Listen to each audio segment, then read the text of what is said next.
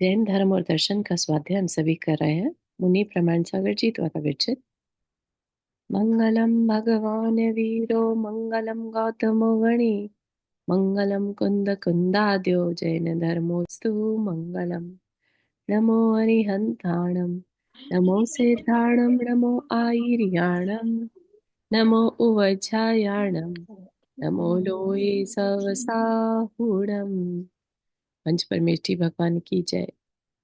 अगले 45 मिनट के लिए सभी प्रकार के पापों का त्याग करके सभी 9 बार नमो कर मंत्र पढ़ ले।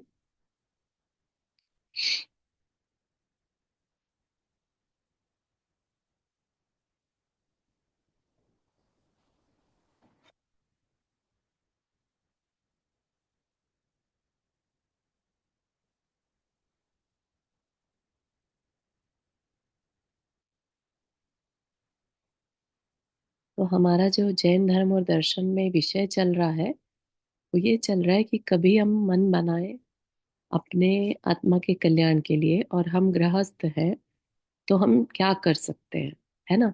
ऐसा तो नहीं कि अब गृहस्थ हो गए, बहुत बड़ी गलती कर ली, अब तो कुछ नहीं हो सकता। नहीं, उसके लिए भी ऑप्शन दे दिया, है ना। उसके लिए क्या ऑप्शन दे दिया, जैसे पहले के समय में भी हमने देखा, है ना। एक जो हम आदिनाथ भगवान की जीवन कथा देख रहे हैं, राइट, हमारा एक अलग से स्वाध्याय चल रहा है। उसमें बताया कि किस तरह से सुविधि कुमार एक्सेप्ट नहीं कर पाते राजा होते हुए, है ना। ऐसा तो अपन हर उसमें सुनते आए हैं कि उन्हें वैराग्य हो गया और मुनि दीक्षा ले ली। तो ये जरूरी नहीं है कि वो इमीडिएटली उन्होंने मुनि दीक्षा ले ली, राइट। तो सुविधि कुमार का जो जीव था आदिनाथ भगवान के पूर्व भाव का, तो उन्हें वैराग्य हुआ। तो उन्होंने अ, वैराग्य होते साथ, क्योंकि अपने लड़के के साथ उन्हें बहुत ज्यादा अटैचमेंट थी और वो उनके पूर्व भाव का संबंधित रह चुका था, राइट। तो इतनी ज्यादा उससे अटैचमेंट थी कि उसके कारण वो मुनि दीक्षा नहीं ले पाए।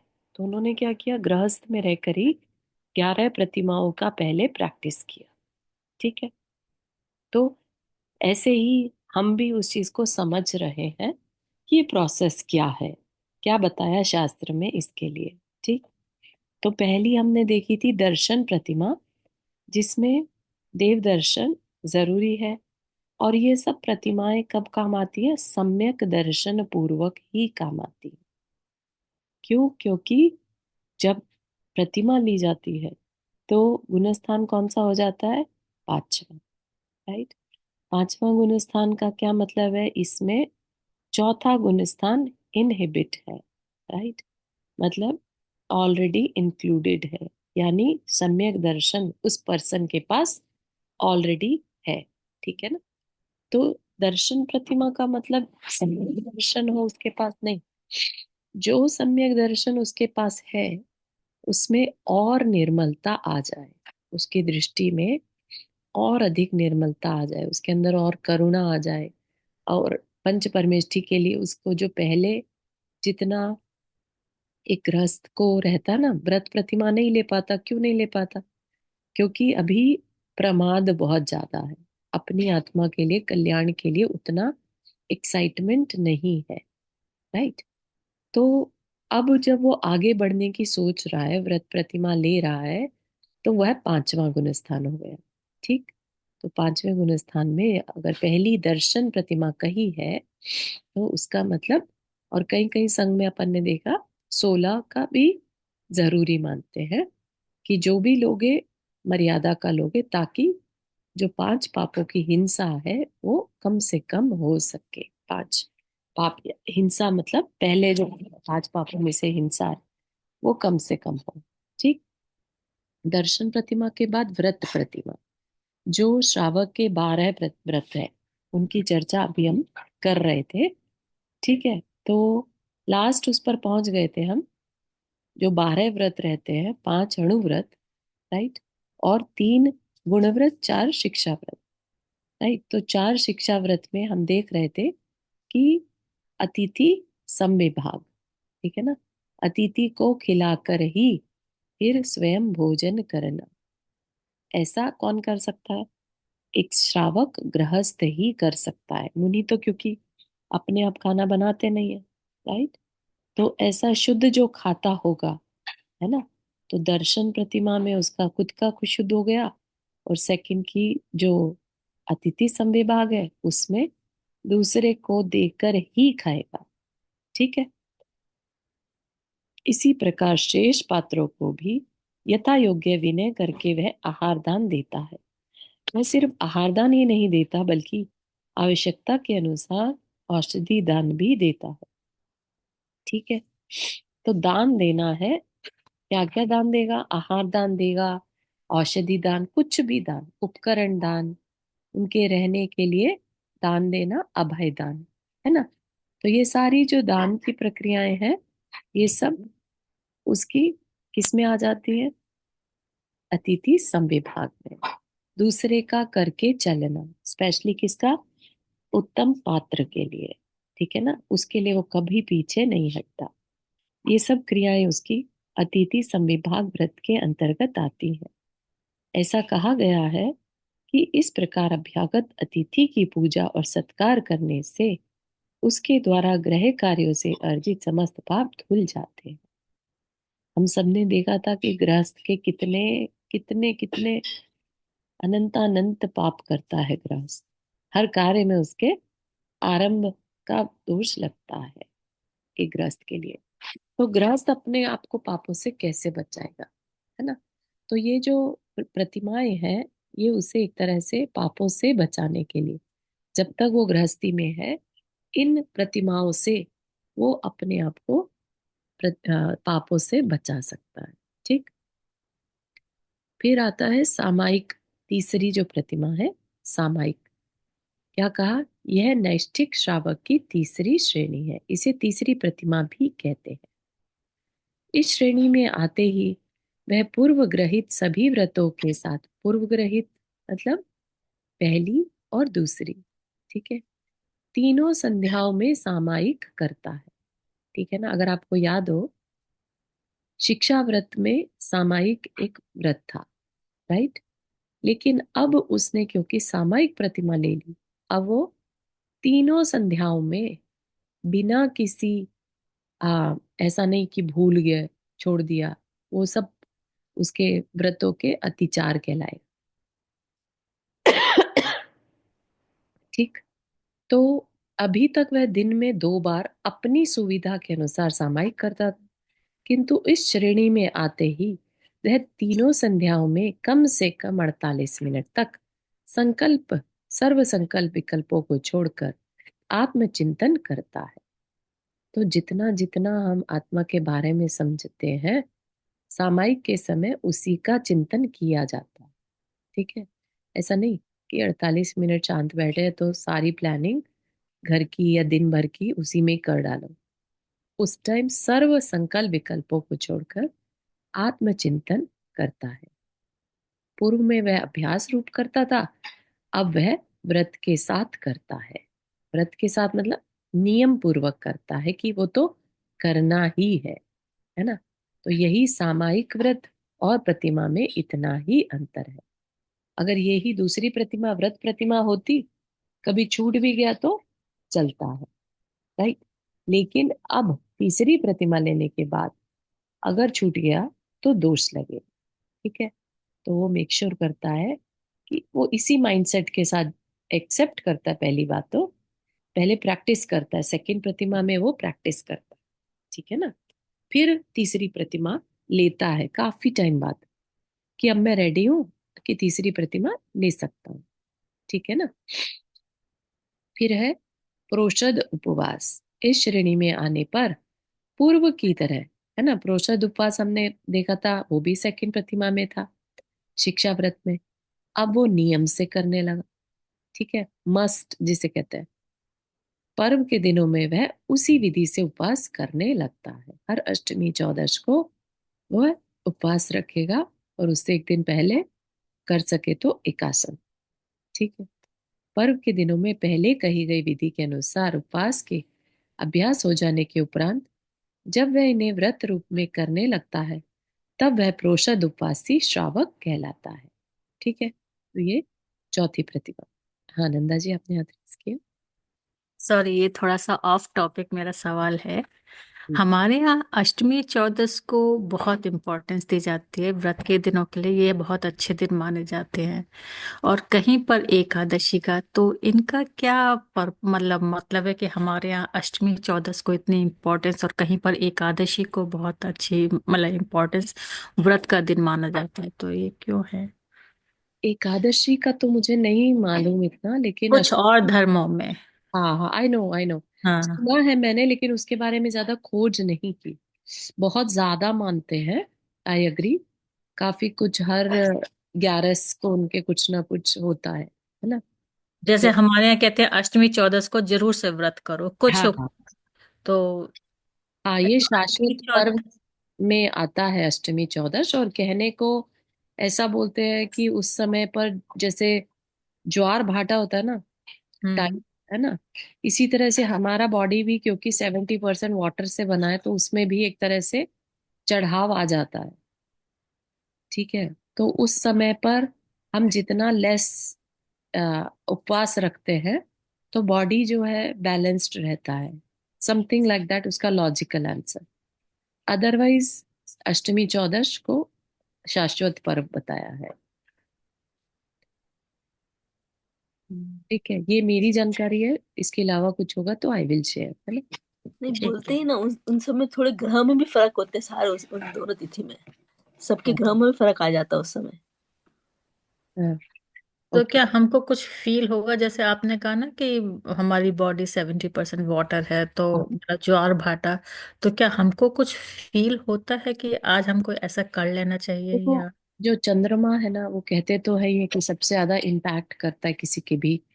आपने कभी सुना होगा जो मून, अमावस, और अमावस के टाइम पे सबसे ज्यादा वो होते हैं, क्या बोलते हैं, सुइसाइड्स, यू नो। और जितने भी ये कल्ट जो होते हैं पूर्णमासी के दिन, अपने कुछ भी एनर्जीज को रिचार्ज करना हो, तो मून से बहुत कुछ होता है। तो उसी से रिलेटेड ये अष्टमी चौदश भी कह सकते हैं, मून से रिलेटेड ही है, लेकिन ये क्या है, अपनी बॉडी की हेल्थ से रिलेटेड है। अगर हमें लंबे समय तक अपने बॉडी को हेल्दी बना के रखना है, तो अष्टमी चौदश का उपवास बताया। ठीक है ना। तो महीने में 4 दिन का उपवास हो गया एक तरह से। उपवास या कुछ भी अपने एक नियम ले सकते हैं। हाँ, बिल्कुल। हाँ, ठीक है, थैंक यू। चलो, ठीक है। फिर है 5वीं प्रतिमा पर पहुंचे, सचित्त विरत।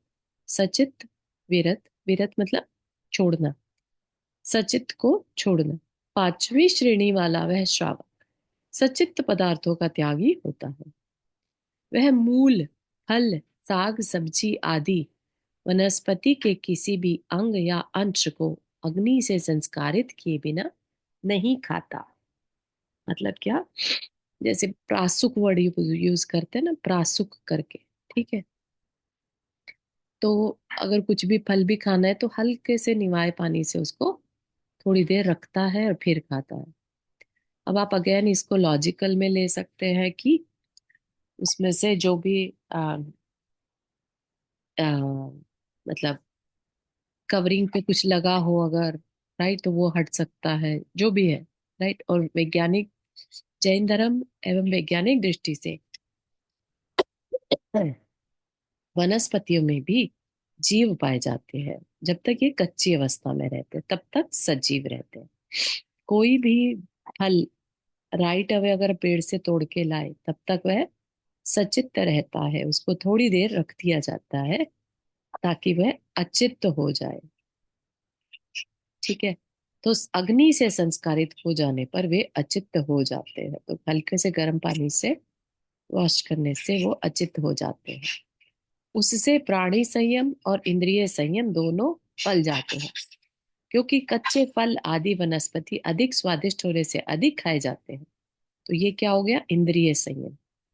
जबकि उबली वनस्पति स्वाद की लिप्सा घट जाने से कम मात्रा में खाई जाती है। इसी प्रकार वह जल भी उबाल कर ही पीता है। जल भी पिएगा तो गर्म करके। ठीक। दिवा मैथुन त्यागी, रात्रि भुक्ति त्यागी, रात्रि भोजन का त्याग। ठीक है, इसको ऐसे भी लिख सकते हैं, ले सकते हैं। और दिवा मैथुन त्यागी, अभी वो ब्रह्मचर्य नहीं है क्योंकि उसका भी, राइट। तो दिवा मैथुन त्यागी, पांचों प्रतिमाओं का पालन करते हुए साधक जब दिन में मन वचन काय से स्त्री मार्ग के संसर्ग का त्याग कर देता है, तब वह दिवा मैथुन विरत कहलाता है। इस भूमिका में आते ही वह दिन में सब प्रकार के काम भोग का त्याग कर उसे रात्रि तक के लिए ही सीमित कर लेता है। इस प्रतिमा को रात्रि भुक्ति त्याग भी कहते हैं। ठीक है, वह रात्रि भोजन का मन वचन का ऐसे त्यागी हो जाता है। तो अब क्या होगा, वो रात्रि भोजन त्याग खुद तो करता ही है, पहले से ही कर रखा होगा वैसे तो उसने, है ना, यहाँ पर नियम ले लिया। और अब इसके बाद वो दूसरों को कर रहा, अगर कोई और कर रहा है तो उसकी अनुमोदना भी नहीं करता। ठीक है, तो इस प्रतिमा का धारी श्रावक रात्रि भोजन का अनुमोदन भी नहीं करता।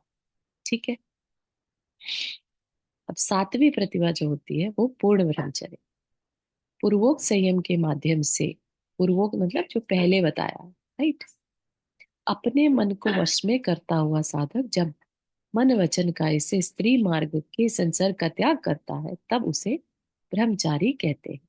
तो जितने भी ब्रह्मचारी भैया, ब्रह्मचारिणी दीदी दिखती हैं, वो सातवीं प्रतिमाधारी वैसे तो हो जरूरी नहीं है, लेकिन जो सातवीं प्रतिमा वाले हैं वो पूर्ण ब्रह्मचर्य का पालन कर रहे होते हैं। ठीक है, इस भूमिका में आने पर वह शरीर की अशुचिता को समझकर काम से विरत हो यौनाचार का सर्वथा परित्याग कर देता है। ब्रह्मचारी बनने के बाद वह अपने खान पान रहन सहन में अधिक सादगी ले आता है तथा घर गृहस्थी के कार्यों में प्रायः उदासीन रहता है। ठीक, ये हो गई सातवीं प्रतिमा। अब आठवीं प्रतिमा, आरंभ विरत। आरंभ जो है, हमने देखा था गृहस्थी में आरंभ की हिंसा रहती है बहुत ज्यादा, जो गृहस्थी के चलाने में होता है, राइट। तो उस आरंभ विरत को, आरंभ विरत से आरंभ को छोड़ देना, ब्रह्मचारी बन गए अब, है ना। उसके अंतस में संसार के प्रति और भी अधिक उदासी आ जाती, तब वह सब प्रकार के व्यापार आदि कार्यों का पूर्ण रूप से परित्याग कर देता है। अब वो गृहस्थी में जितना इन्वॉल्व था, ये नहीं कि मैं ये भी काम कर लूं वो भी काम कर लूं, है ना, तो व्यापार आदि कार्यों का पूर्ण रूप से परित्याग कर देता है। इस प्रतिमा में आरंभ संबंधी समस्त क्रियाओं का त्याग हो जाता है। अतः यहाँ आकर वह आरंभी हिंसा से भी बचने लगता है, यहाँ तक कि अपना भोजन भी वह अपने हाथों से नहीं बनाता, किसी के द्वारा निमंत्रण मिलने पर भोजन कर लेता है। हाँ, परिस्थिति विशेष में अपना भोजन स्वयं भी बना सकता है। आरंभ विरत श्रावक खेती बाड़ी नौकरी आदि सब छोड़ देता है और पूर्व में अर्जित अपनी सीमित संपत्ति से ही अपने जीवन का निर्वाह करता है। ठीक, परिग्रह विरत, पहले की आठ प्रतिमाओं का पालन करने वाला श्रावक जब अपनी जमीन जायदाद से अपना स्वत्व परिग्रह जो भी इकट्ठा किया आज तक, है ना, अभी तक भी आपने नोटिस किया कहीं पर भी उसने परिग्रह नहीं छोड़ा था, लेकिन धीरे धीरे जिस तरह का वो जीवन जी रहा है, आपको लगता है उसके अंदर कहीं से भी परिग्रह होता होगा, है ना। जब पूर्ण ब्रह्मचर्य हो गया, जॉब छोड़ दिया, नौकरी खेती बाड़ी व्यापार छोड़ दिया, तो अंदर से अपने आप ही आएगा अब जो इकट्ठा किया है वो भी क्या ही करूं, राइट। तो समझिएगा कि पूरा साइकोलॉजी को ध्यान में रखकर इनके ऑर्डर्स बनाए हैं। तो वह अपनी जमीन जायदाद से अपना स्वत्व छोड़ देता है, तब वह परिग्रह विरत कहा जाता है। आठवीं प्रतिमा में वह अपना उद्योग धंधा पुत्रों के सुपुर्द कर देता है, पुत्र ना हो तो, डॉटर्स हो कुछ है तो, जिसको भी देना है बेसिकली दे देता है। अब उसे कोई उससे मतलब नहीं रह गया, कमाया कमाया, जितना उसको अपनी संपत्ति अपने जीवन चलाने के लिए चाहिए वो तो रखेगा, है ना। क्योंकि हमने क्या देखा आरंभ प्रतिमा में, उसको किसी से मांग के तो नहीं मांग के खाना पड़ेगा, ठीक है, कोई दे देगा, ठीक है। लेकिन अगर खुद बनाना पड़ा तो अपनी संपत्ति से वो अपना जीवन चला सकता है, ठीक है। किंतु संपत्ति अपने ही अधिकार में रखता है, ठीक है। अभी अपने पास रखा है, लेकिन अपना सुपुर्द कर दिया कि अब तुम देखो। जब वह देख लेता है पुत्रों ने भली भांति उद्योग व्यवसाय को संभाल लिया, अब यदि इन्हें सौंप दिया जाए तो ये उसका रक्षण कर लेंगे। तब वह अपने पुत्र या दत्तक पुत्र को पंचों के सामने बुलाकर सब कुछ सौंप देता है। अपने पास मात्र अपने पहनने के वस्त्र ही परिग्रह के रूप में रखता है। तो बिल्कुल ही, अभी आरंभ प्रतिमा में तो फिर भी अपने से खरीद के खा रहा था, अपने भोजन को खुद बनाएगा तो खुद के लिए इतनी संपत्ति पैसा तो चाहिए। यहाँ पर अगर वो अपने पहनने के वस्त्र ही परिग्रह रूप में रखता है, इस प्रकार वह सब कुछ पुत्रों को सौंपकर गारस्थितिक दायित्व से मुक्त हो जाता है। किंतु मुक्त हो जाने पर भी सहसा घर नहीं छोड़ता, अभी भी घर में ही है, राइट। वह उदासीन होकर घर में ही रहता है। ऐसा किसी ने देखा है कब कहीं अपने घरों में कि कोई 9वीं प्रतिमा तक रहता हो? किसी ने एक्सपीरियंस किया? नहीं किया ना। नॉर्मली जो देखने में आता है। हाँ, मेरे नाना जी 11 प्रतिमाधारी थे। अच्छा। और घर में ही वो सेम पूरा ऐसे ही फॉलो करते थे। अरे वाह, बहुत सुंदर, बहुत बढ़िया, थैंक यू फॉर शेयरिंग। बहुत अच्छा, तो कुछ भी इसमें ऐड करने का हो तो कर दीजिएगा। कितना टाइम तक घर में रह सकते हैं, कितनी प्रतिमा तक? 11 प्रतिमा तक रह सकते हैं, लेकिन हाँ, उसके जो नियम है वैसे ही यूज होने चाहिए। क्योंकि 11 प्रतिमा तक तो वो एक तरह से तो गृहस्थ ही है ना, उत्कृष्ट श्रावक कहा, राइट। लेकिन आज की डेट में जो 11 प्रतिमा ले लेते हैं उनको क्षुल्लक जी कहते हैं, है ना। तो वो नॉर्मली घर छोड़ ही देते हैं, ठीक है। कहने को वो गृहस्थी ही कहलाते हैं, 11 प्रतिमा वाले, ठीक है। तो उन्होंने सब छोड़ दिया, उदासीन होकर घर में ही रहता है। यदि उसके पुत्र उससे कुछ सलाह मांगते हैं तो वह उन्हें सम्मति भी दे देता है। यहाँ तक उसे अभी अपनी नॉलेज है उसके पास, तो किसी ने मांगने आए तो सलाह दे दी, है ना। अब लेकिन अगली उसमें अनुमति विरति भी नहीं है, अनुमति से भी विरक्त हो गए। इस प्रकार 9वीं प्रतिमा के समस्त संपत्ति जमीन जायदाद से अपना ममत्व हटाकर सब कुछ पुत्रों को सौंप देने के बाद, जब वह देख लेता है कि अब मेरी सलाह के बिना भी ये अपना काम काज कर सकते हैं, तो वह घर गृहस्थी एवं व्यापार के कार्यों में किसी भी प्रकार का परामर्श देना भी बंद कर देता है। अब वह अत्यंत उदासीन होकर तटस्थ भाव से रहने लगता है। उसे किसी भी प्रकार की लाभ हानि में कोई रुचि नहीं रहती। अब वह प्रायः घर में न रहकर मंदिर, चैत्यालय आदि एकांत स्थानों में ही रहता है और अपना समय स्वाध्याय, चिंतन आदि में ही व्यतीत करता है, तथा अपने घर अथवा अन्य किसी साधर्मी बंधु का निमंत्रण मिलने पर ही भोजन ग्रहण करता है। इसके बाद घर छोड़ने में समर्थ हो जाने पर वह अगली श्रेणी की ओर कदम बढ़ाता है, ठीक है। तो अब कुछ कहेगा भी नहीं, ठीक है ना, किसी को कोई इन्वॉल्वमेंट नहीं है, ठीक है। आप देख रहे हैं किस तरीके से शास्त्र पूरी साइकोलॉजी को यूज करते हुए, है ना, कैसे स्टेज बाय स्टेज श्रावक को कह दिया जाए तुम सब कुछ छोड़कर क्षुल्लक जी बन जाओ, है ना। लेकिन वो नहीं बन सकता, क्योंकि गृहस्थ के अपनी अटैचमेंट्स हो जाती है, राइट। मोहनीय कर्म बहुत स्ट्रांग होता है। अपने को लगता भले ही हम रेडी हैं, है ना, लेकिन जब अपन स्टेप लेने चलते हैं तो फिर कुछ आवाज अंदर से आती है जो हमें पुल बैक करती है, ठीक है ना। तो वो चीज को आचार्य भी एक्सेप्ट करते हैं, तो इसलिए धीरे धीरे हो सकता है इसमें पूरा जीवन चला जाए, है ना।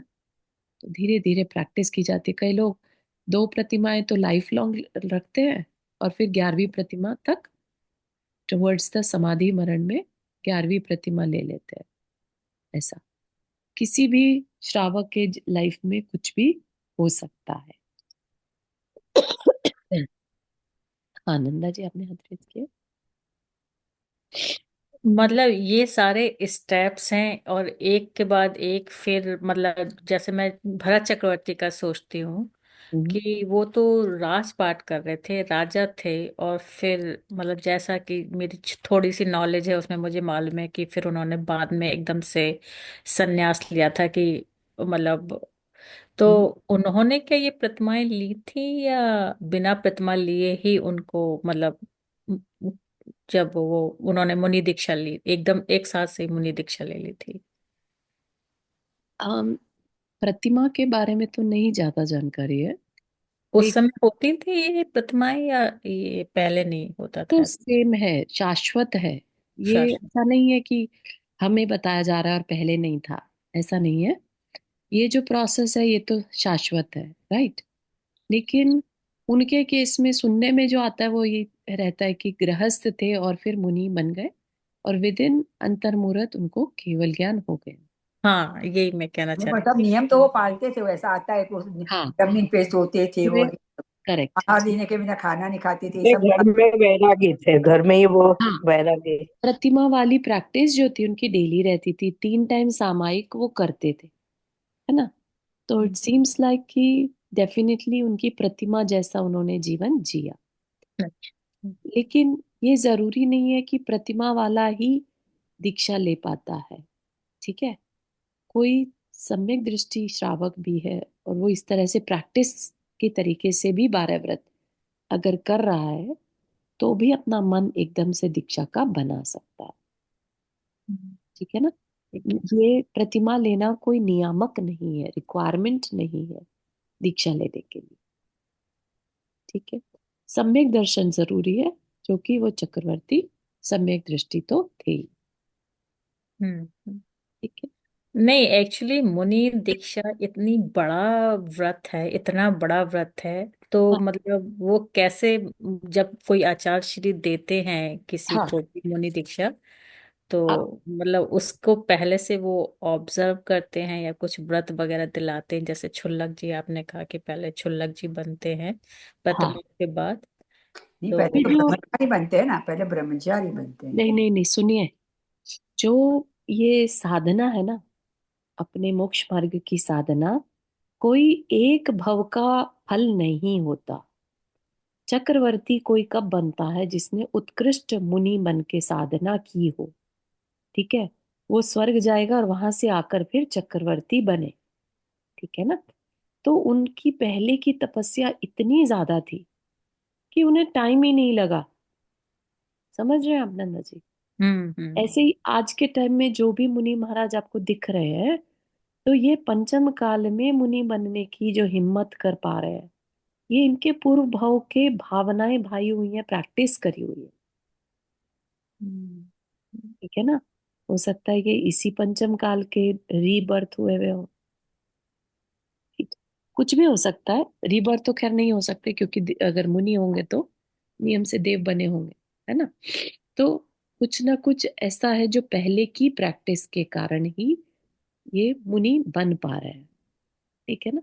कोई भी एक जीवन की तपस्या या एक जीवन के पुरुषार्थ में मुनि बनने के भाव नहीं कर सकते, ठीक है ना। तो बिल्कुल। चक्रवर्ती जो थे, उनकी पूर्व भाव की बहुत बड़ी तपस्या थी पहले, उसी के कारण वो चक्रवर्ती बने, ठीक है ना। आज हम भी देख रहे हैं ना, आदिनाथ भगवान का जीव जो वज्र नाभि चक्रवर्ती बन रहा है, राइट। राइट, तो कितनी तपस्या उन्होंने पूर्व भाव में की है हर बार। ठीक है ना। ठीक है, बिल्कुल हाँ, सही। अपन वो चीज भूल जाते हैं कि पूर्व भाव में भी उतना ही पुरुषार्थ वो करके आए हैं, ठीक। तो ऐसा है। ऐसे ही भाव फिर अपने आप अट्रैक्ट करते हैं ये चीज को कि हो गया अभी बहुत जीवन, अब हमें भी अपने को बेटर करना है। इस तरह के भाव कब आते हैं? जब पूर्व संस्कार हो, ठीक है ना। जैन धर्म में जन्म तो बहुतों का होता है, लेकिन अंदर से जैन धर्म की अनुमोदना करना, उसमें बहुमान मानना, ये कितनों के अंदर होता है। तो उसके लिए हमने पहले कभी अनुमोदना की होगी, ठीक है ना। तो उसकी वजह से आज हमारे अंदर वो भाव हो रहे हैं कि हम शास्त्र स्वाध्याय आदि करें और सीखें, ठीक क्या है। एक बात ये मेरे को पूछना है कि अगर कोई जैन में है और जैन धर्म का पालन, तो अगले जन्म में उसको जैन धर्म नहीं मिलता है, ऐसा है? नहीं, ऐसा नहीं है, ऐसा नहीं है। और इसीलिए अपन तो भावना यही बात है ना कि तव पद मेरे हिय में, मम ही है तेरे पुनीत चरणों में, तब तक लीन रहो प्रभु जप लो पाया न मुक्ति पद में। ना कई लोग मेरे को ऐसा कहते हैं कि जो जैन धर्म में जन्म लेते हो और जन्म धर्म का पालन नहीं करते हो, तो अगले जन्म में हम को जैन धर्म नहीं मिलता हाँ, है। जो जैन धर्म का पालन नहीं करते तो यस ऑफ कोर्स उन्होंने जो मिला था उसको खो दिया ना। अगर वो पालन नहीं करे तो फिर उन्होंने खो दिया। हाँ, जो वही मैं पूछा। अपनी आइज का सही इस्तेमाल नहीं करते उनको अगले भव में आइज नहीं मिलेगी। जो अपनी वाणी का सही इस्तेमाल नहीं करते उनको मूक पशु बनना पड़ता है ना। जो जिस जिस इंद्रिय का हम सही पालन नहीं करते, वो फिर हमें अगले भव में वो चीजें से विरत रहना पड़ता है। तो इसलिए जब जो मिला उसका सही इस्तेमाल करना, ठीक है ना। मानव जीवन के लिए तो यही सबसे इम्पोर्टेंट बताया है कि दुनिया भले ही कुछ भी कह ले, है ना, कि खाओ पियो मौज करो, लेकिन अपने लिए आचार्यों ने जिस तरह से चार गतियां बताई हैं, उसमें मनुष्य को सबसे बेस्ट कहा, वो भी कर्म भूमि के मनुष्य को। क्यों? क्योंकि जो मिला उसका वो बेस्ट कर पा, है ना। 22 सागर की आयु रखने वाला देव भी चाहे तो संयम नहीं रख सकता, है ना। लेकिन एक मनुष्य, सिंपल मनुष्य चाहे तो छोटे छोटे नियम लेके संयम धारण कर सकता, ठीक है ना। हम्म। उद्दिष्ट त्याग। अब 11वीं प्रतिमा पर पहुंच गए, सर्वोत्कृष्ट भूमिका। अब इस भूमिका वाला साधक ग्रह त्याग कर मुनियों के पास रहने लगता है तथा भिक्षावृत्ति से अपना जीवन बिताता है। इस प्रतिमा के क्षुल्लक एवं एलक दो भेद है। क्षुल्लक का अर्थ होता है छोटा, मुनियों से छोटे साधक को क्षुल्लक कहते हैं। यह घर छोड़कर मुनियों के पास संग में रहता है, दिन में एक बार भिक्षावृत्ति से भोजन ग्रहण करता है तथा मुनियों की सेवा शुश्रूषा एवं स्वाध्याय में लगा रहता है। इनके दो भेद होते हैं, ग्रह भोजी, अनेक ग्रह भोजी। अनेक ग्रह भोजी भिक्षावृत्ति करके भोजन ग्रहण करता है, वह श्रावकों के घर जाकर धर्म लाभ हो ऐसा कहता है। उसके ऐसा कहने पर यदि श्रावक उसे कुछ दे दे तो ले लेता है, अन्यथा बिना किसी विषाद के आगे बढ़ जाता है। इस प्रकार 5-7 घरों में उसे जहां अपने योग्य पर्याप्त भोजन मिल जाता है, वहीं बैठकर किसी से पानी मांगकर सरस विरस ठंडे गर्म का विकल्प किए बिना भोजन करता है। इसी बीच कोई श्रावक विनय पूर्वक अपने यहाँ भोजन करने का निवेदन करता है, तो वह वहीं पर बैठकर भी अपने पात्र में भोजन कर लेता है। भोजन के बाद गुरु के पास जाकर चारों प्रकार के आहार का अगले दिन तक के लिए त्याग कर देता है ना। इतनी सुंदर प्रोसेस है, देखा जाए तो, ठीक है ना। चारू जी, लेकिन ये अनेक जो अभी का जो पढ़ा हमने, हाँ वो कभी सुना नहीं था, कहीं कहीं जाके हाँ मांगते जैसा। हाँ, सुना नहीं, वही कहा नीचे, यही कह रहा है ना, आजकल एक ग्रह वो जी चुल्लक ही मिलते हैं, ओ, लेकिन व्यवस्था है तो होगा, है ना। पहले ये के इसमें रहता है जो श्वेतांबर श्वेतांबर में। में रहता है। करेक्ट, मुंह पट्टी वाले जो रहते हैं या उसमें तो ऐसे ही प्रोसेस रहता है। अच्छा, एक बार मेरी एक पंजाबी फ्रेंड बता रही थी कि पंजाब में उसके घर ऐसे साधु आते हैं, सफेद कपड़े पहन के आते हैं, मुंह पर पट्टी बांधकर। तो मैंने कहा हमारे यहाँ तो ऐसा होता नहीं है, क्योंकि पंजाब, जो वो मेरी फ्रेंड है उसके यहाँ प्याज लहसुन का खाना बनता है, और मतलब पंजाबी लोगों के यहाँ का भी खाना ले लेते हैं, मतलब किसी के भी घर का ले लेते हैं वेजिटेरियन, या किस तरह से लेते हैं, हाँ, या जैन घरों में से ही लेते हैं ये? ज्यादा जानकारी नहीं है तो। अच्छा। या मेरी भी एक साउथ इंडियन फ्रेंड है, बेंगलोर, हाँ, मैंगलोर के पास से। वो बोल रही थी कि वो शायद साउथ इंडियन एक्चुअली, लेकिन वहां पे भी वो ऐसे आते थे लेने के लिए, वो उनके घर भी आते थे, ओके। या राइट। वाइट कपड़े पहन के और मुंह में लगा के ऐसे ही ठीक आते थे। ठीक ठीक। चलिए जैसा भी हो। वैसे वैसे जनरली जो ये लोग हैं जैनियों में से ही लेते हैं। नहीं, जो स्थानक साधु वासी लोग होते आते हैं ना। हैं, स्थानकवासी, हाँ, हाँ वो मुंह पे पट्टी स्थानकवासी, बांध के स्थानक हाँ नहीं वासी। वो जैनियों के ही लेते हैं वो लोग। नहीं, लेकिन वहां पे वो साउथ इंडियन है, वो तो हाँ, उसके यहाँ क्या पे भी। मालूम क्या व्यवस्था, या देखो, सभी जगह का अलग, या वो हर तो जगह फिर नहीं मिलते। ऐसे फिर हर हाँ। जगह का अलग होगा, लेकिन जैसे हम लोग रोहतक में थे, वहां तो वो जैनियों के ही यहाँ आते थे। करेक्ट करेक्ट, तो अब वहां वो पे। हर जगह का अलग क्योंकि अलग आपने हिसाब यहाँ होता पे होगा। ज्यादा घर है इसलिए हाँ, ऐसा होता होगा, या। चलिए आगे चलते हैं। एक ग्रहभोजी चुल्लक मुनियों के आहार के लिए निकलने के बाद चर्या के लिए निकलता है। वो मुनि के बाद पीछे पीछे निकलता है। श्रावकों के द्वारा विधि के साथ भक्ति पूर्वक आहार दिए जाने पर वह भोजन करता है। दोनों प्रकार के चुल्लक अपने तप, संयम और ज्ञान आदि का गर्व किए बिना अपना बर्तन अपने ही हाथों से साफ करते हैं। ऐसा नहीं करने पर महान असंयम का दोष लगता है। आजकल एक ग्रह भोजी चुल्लक ही मिलते हैं, क्योंकि मुनिराज के साथ ही रहते हैं, है ना, इसलिए एक ग्रह भोजी।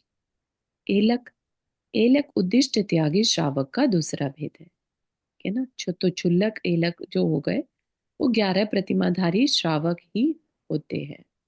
एलक उद्दिष्ट त्यागी श्रावक का दूसरा भेद है। यह वस्त्र के रूप में मात्र लंगोटी धारण करता है ना। चुल्लक जी क्या करते हैं, एक गमछा भी रखते हैं। अपने हाथ में ही अंजलि बनाकर दिन में एक बार भोजन करता है, तथा 2 से 4 माह के भीतर अपने सिर और दाढ़ी मूछों के बालों को उखाड़कर केश लॉन्च करता है। ठीक है। चुल्लक पात्र में भोजन करता है तथा कभी कभी हाथ में भी कर लेता है, लेकिन एलक सदा पानी पात्र में ही भोजन करता है। चुल्लक प्रायः केश लॉन्च करता है तथा कभी कभी कैंची से भी बाल कटवा लेता है। एलक हमेशा केश लॉन्च ही करता है। एलक एकमात्र लंगोट धारण करता है, और चुल्लक लंगोट के साथ एक खंड वस्त्र, जितने वस्त्र खंड से सिर ढकने तक पैर उगड़ा रह जाए तथा पैर ढकने पर सिर उगड़ा रह जाए भी रखता है। ऐसा नहीं कि ऊपर से पैर से सिर तक ढक जाए। देख रहे हैं आप कितनी व्यवस्था है। एलक अपने हाथों में मयूर पंखों की बनी पीछी रखता है, और चुल्लक के लिए पीछिका का नियम नहीं है। चुल्लक और एलक की शेष क्रियाएं समान रहती हैं। दोनों ही उद्दिष्ट त्यागी श्रावक कहलाते हैं। इस प्रकार दार्शनिक से लेकर उद्दिष्ट त्यागी तक नैष्ठिक श्रावक के 11 भेद हो जाते हैं। स्त्री पुरुष सभी इन प्रतिमाओं का पालन कर सकते हैं। पुरुष श्रावक कहलाते हैं और स्त्रियां श्राविका। 11वीं प्रतिमाधारी स्त्रियां चुल्लिका कहलाती हैं। ठीक है, यहाँ पर कोई भी एलिका वाले सिस्टम नहीं रहता। एलक एलिका है ना, एलक होते हैं लेकिन एलिका नहीं रहती, चुल्लिक। वे अपने पास मात्र एक साड़ी और एक खंड वस्त्र रखती है तथा पात्र में ही भोजन करती है। पहले से छठी प्रतिमा तक के श्रावक जघन्य, 7वीं से 9वीं तक मध्यम, और 10वीं 11वीं प्रतिमाधारी उत्कृष्ट श्रावक कहलाते हैं। साधक अपनी क्षमताओं को बढ़ाता हुआ जो जो अपनी साधना में विकास करता है, त्यों त्यों ऊपर की श्रेणियों में चढ़ता जाता है। प्रतिमाओं का उक्त क्रम जिम्मेदारियों का निर्वाह करते हुए क्रमशः आगे बढ़ने की दृष्टि से रखा गया है ना। 11वीं प्रतिमा में पहुंच गए, चुल्लक जी की प्रैक्टिस चालू हो गई। सोचिए आप मुनि के साथ रह रहे हैं दिन रात, तो उनसे सीख रहे हैं, है ना। कल को फिर मन भी बनने लगता है कि मैं भी इन्हीं के जैसे बनूं, है ना। तो इस तरीके से जो है व्यवस्था चलती है। कोई भी साधक अपने दायित्वों का अच्छी तरह निर्वाह करते हुए क्रमशः इनका पालन कर कल्याण के पथ में अग्रसर हो सकता है ना।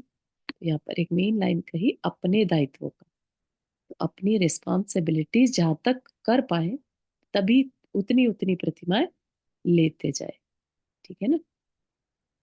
साधक श्रावक जीवन के अंत में मरण काल सम्मुख उपस्थित होने पर भोजन पान आदि का त्याग कर विशेष प्रकार की साधनाओं द्वारा संलेखना पूर्वक देह त्याग करने वाला श्रावक साधक श्रावक कहलाता है। संलेखना में क्रमशः शरीर और कषायों को क्रश किया जाता है। इसका स्वरूप आगे बताया जाए। ठीक है, तो आज के लिए इतना ही रखते हैं। फिर शुरू होगा मुनि आचार, उसको अपन अगले हफ्ते शुरू करेंगे। यहाँ तक कि किसी को कुछ पूछना है?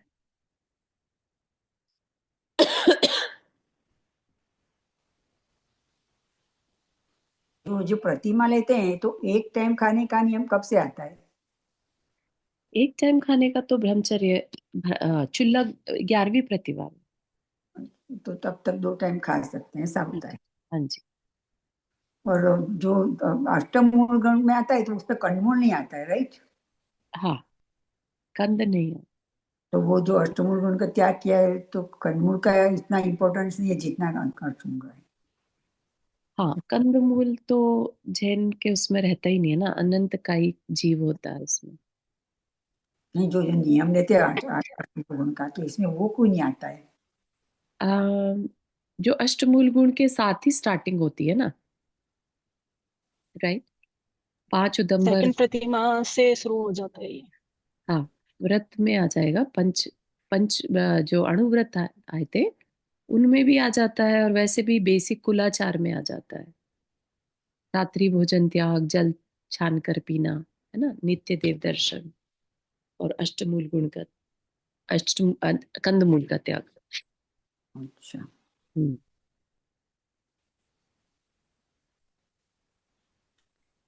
तो जो ब्रह्मचारिणी बहन बनती है जी वो जो बनती उसको सबसे बनती है तभी से उसको 11 प्रतिमा हो जाती है? नहीं, अब जैसे जो दीदी आई थी वो प्रतिमाधारी नहीं थी। अच्छा, तो ऐसा हो सकता है। हाँ जी, हाँ जी, ऐसा हो सकता है। वो सिर्फ उन्होंने खुद से ब्रह्मचर्य ब्रह्मचर्य का नियम ले लिया था, लेकिन प्रतिमा नहीं ली थी। तो ऐसा नहीं कह सकते कि वो 7वीं प्रतिमाधारी थी क्या, तो क्योंकि वो तो फिर उसको शुद्धि का खाना खाना पड़ता है कि चालू खाना खाते हैं? आ, शुद्धि का ही खाते हैं वो, ठीक है ना। लेकिन उन्होंने प्रतिमा नहीं ली। प्रतिमा लेंगे तो फिर वो ट्रैवलिंग वगैरह वो सब कुछ छूट तो प्रतिमा लेते कर सकते हैं ट्रैवलिंग?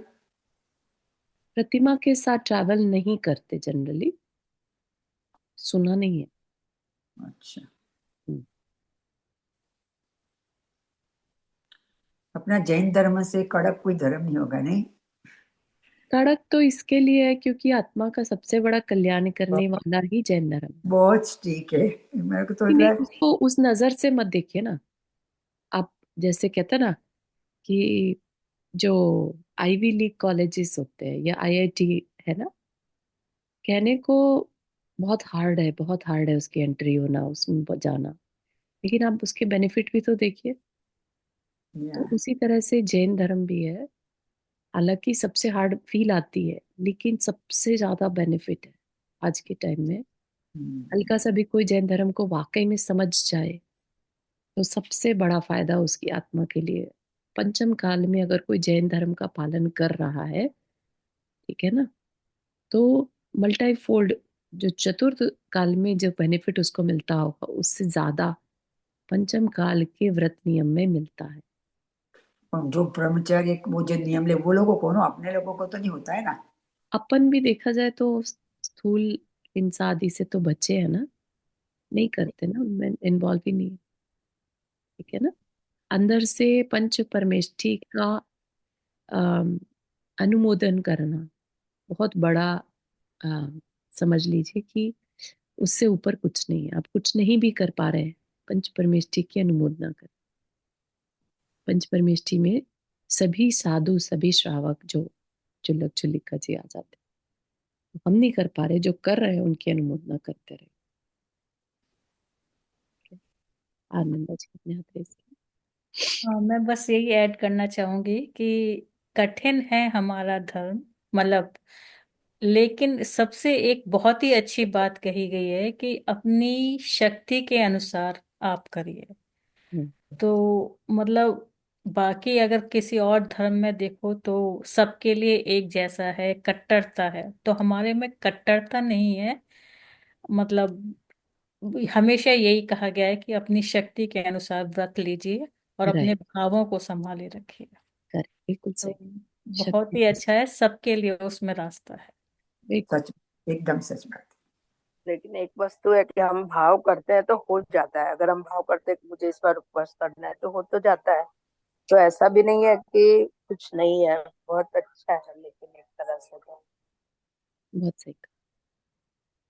चलिए, जिनवानी स्तुति। जावानी के ज्ञान से सूझे लोकालोक, सोवानी मस्तक धरो सदा देत पुतो। हे जिनवानी भारती तो ही जपो दिन रैन, जो तेरा शरणा गए सो पावे सुख चैन। नौ वर्णों का।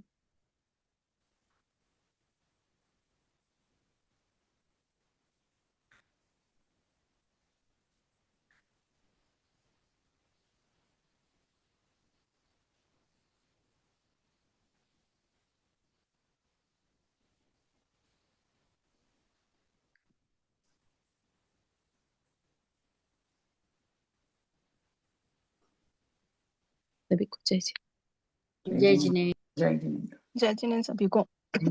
जय